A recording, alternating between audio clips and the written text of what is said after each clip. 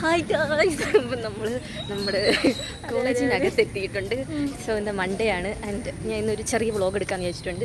അപ്പം എനിക്ക് college full എല്ലാവരും കളിയാക്കും ഗൈസ്, വ്ളോഗ് കേൾക്കാൻ കേട്ടോ. നമ്മൾ ഓരോ ബ്രേക്കിന് ഇറങ്ങുമ്പോഴും ഇവിടെ കുറേ ചേട്ടന്മാരിപ്പോൾ ഉണ്ട്.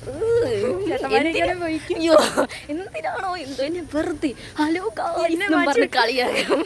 ഇവക്കാണ് എൻ്റെ കൂടെ നടക്കാൻ പേടിയാണ്. ഞങ്ങൾ ഒരുമിച്ച് പ്ലസ് വൺ ടെസ്റ്റ് പഠിച്ചാൽ ഇവിടെ വന്നപ്പോൾ ഇവക്ക് എൻ്റെ കൂടെ നടക്കാൻ പേടി ഗൈസ്. കാരണം എന്തുവാ ഈ ചേട്ടന്മാർ നോക്കിക്കോ, ഇനി അവർ ഹലോ ഗൈസ് എന്ന് വല്ലതും പറയുകയാണെങ്കിൽ ഞാൻ ഉടനെ ഇങ്ങനെ ക്യാമറ ഇങ്ങനെ എടുത്ത് കാണിക്കാം. ഓക്കെ, അതുകൊണ്ട് ഇന്നവർ പറയത്തില്ല.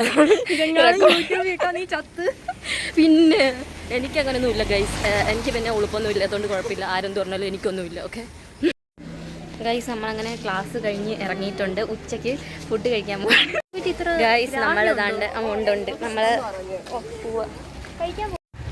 സോ നമുക്കിപ്പോൾ അഡ്മിഷനൊക്കെ നടക്കുന്നത് കൊണ്ട് തന്നെ ലാസ്റ്റ് അവർ ഇല്ലെന്നാണ് പറഞ്ഞത് ഗൈസ്. അപ്പോൾ നമ്മൾ ഇപ്പോൾ പോയി കഴിച്ചിട്ട് വരും.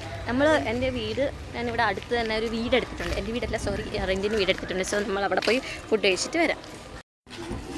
ഇല്ല സത്യം ഗായ്സ്, ലക്ഷ്മിക്ക് നല്ല കാഴ്ചക്കുറവുണ്ട്. ഞാൻ എൻ്റെ പൊന്നു ഇത്രയും കാഴ്ചക്കുറവാണെന്ന് ഞാൻ വിചാരിച്ചില്ല.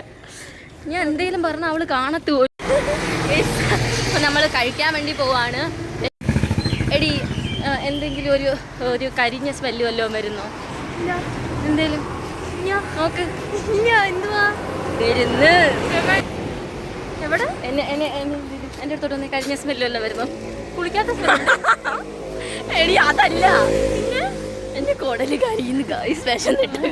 Bye guys.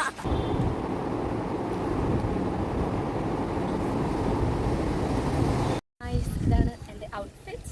എങ്ങനെയുണ്ട് ഗൈസ്? സൂപ്പറായിട്ടുണ്ട്. നമുക്ക് അങ്ങോട്ട് പോവാം. സോ ഗൈസ്, നമ്മൾ പോവാണ്. Bye bye.